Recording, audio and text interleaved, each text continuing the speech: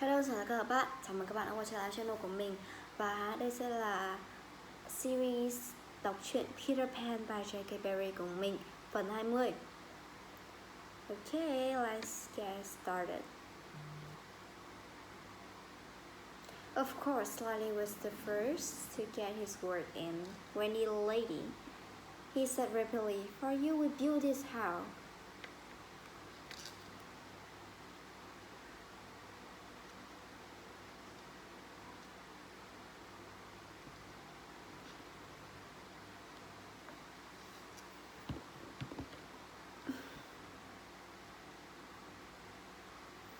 Oh,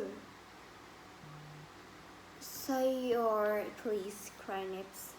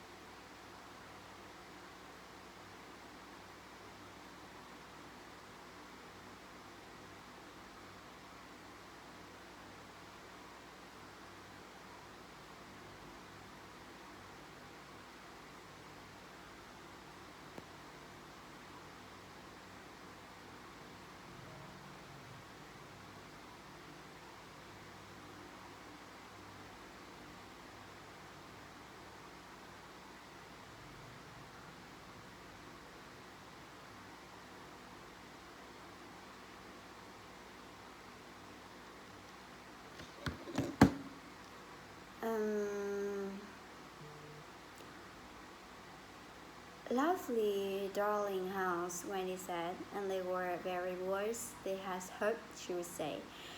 And we're your children, cried the twins.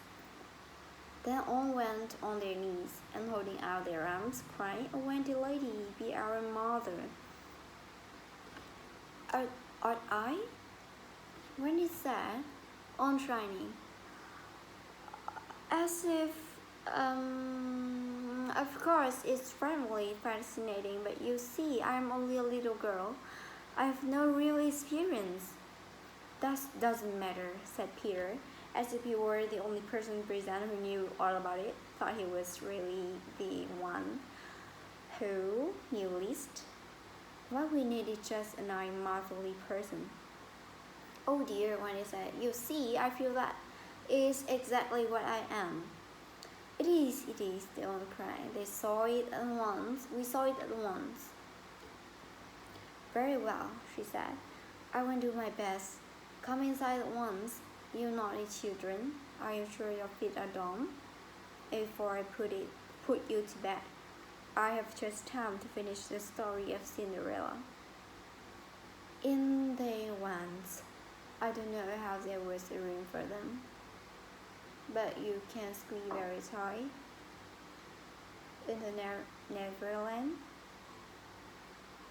And that was the first of the merry, joyous evenings they had with Wendy. By and by she tucked them up in the great bed with her mother's trees, but the rest slept that night in the little house, and Peter kept watch outside with drawn sword, for the pirates could be heard caressing far away, and the whips were on the prow. The little house looked so cozy and safe in the darkness,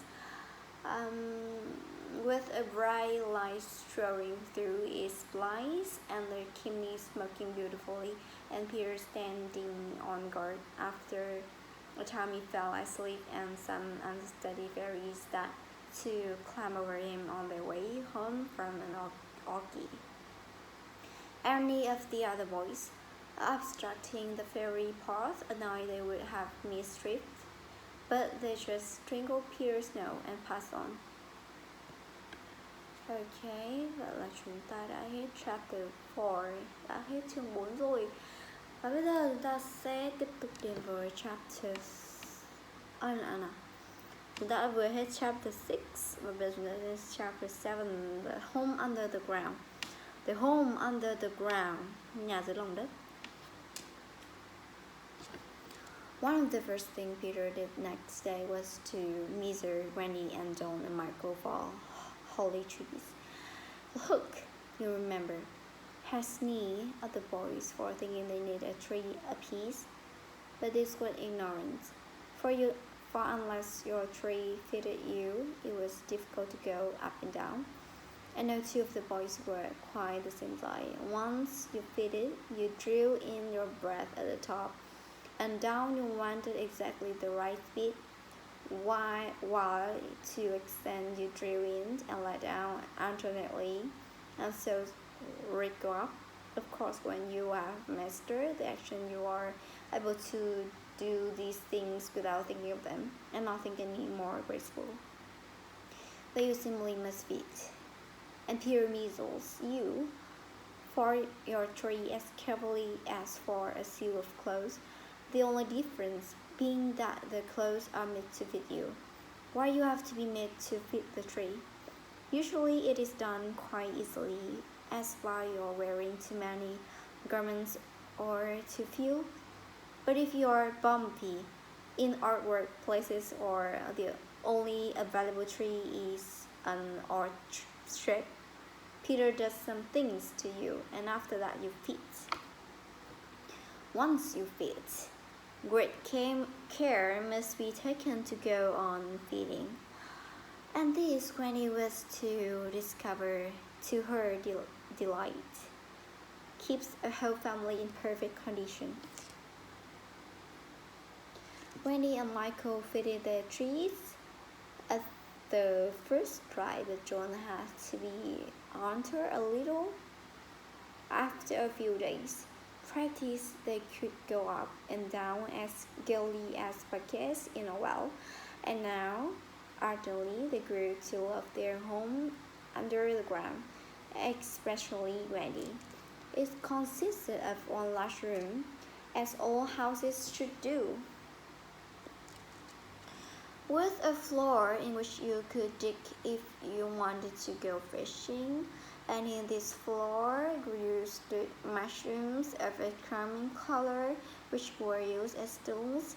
And every tree tried hard to grow in the center of the room, but every morning they soared and the trunk through level with the floor. By tea time, it was always about 2 feet high, and thus there was more room to play. There was an enormous fireplace which was in almost any part of the room where you care to light it, and across these Granny strings made of fibry,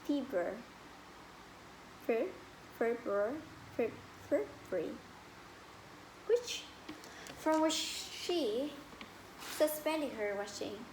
The bed was titled against the wall by day and let down at 6:30, when it filled nearly half the room, and all the boys slept in it except Michael, lying like sawdust in a tin. There was a strict rule against turning around until one gave the signal. When all turned at once, Michael should have used it also, but when he would have a baby, and he was literate, and you know what women are. And the short and long of it is that he was hung up in the basket.